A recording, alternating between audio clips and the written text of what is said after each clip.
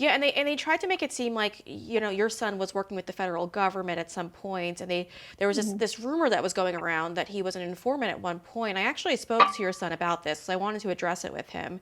And I was Hmm. really upset because your son told me that he, as somebody who has, an organization like the Proud Boys, before they go to a protest, they'd want to work with police to make sure that their group was safe from Antifa. Now, we know Antifa, they're a far left group. They are violent. We've seen it time and time again. And they constantly do go out and target innocent people and the Proud Boys. And so, what he was hoping to do with telling police where they were going to be at certain protests was kind of work his way through it so that there wasn't any safety issues involved in any of this. But that was actually used against him in court. And he told me that he regretted, he did regret helping police because they made it seem like he was orchestrating all of this. Tell us a little bit about that because I think our audience, a lot of people out there, don't understand that your son wasn't an actual informant. Exactly. I that's good that you brought that up. Yeah, he was not an actual informant.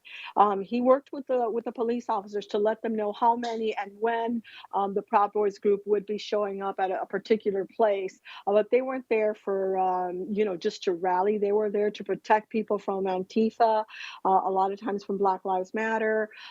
So yes, that's a very big misconception of a lot of people. But really, what's funny is that he's doing 22 years in jail without working with the government, although they did come and they wanted to work and they wanted him to plead, and he didn't. He stood firm in that he was not guilty, that he didn't plan January 6th, that he had nothing to do with that. And there was no plan and no conspiracy on his end, and nothing was proven to that. I mean, actually, they had FBI agents infiltrated in the Proud Boys and many other groups, and there was no talk about that. I don't think any of the undercover agents or anybody else came back to the prosecution or to FBI to say that there was a plan before it even happened.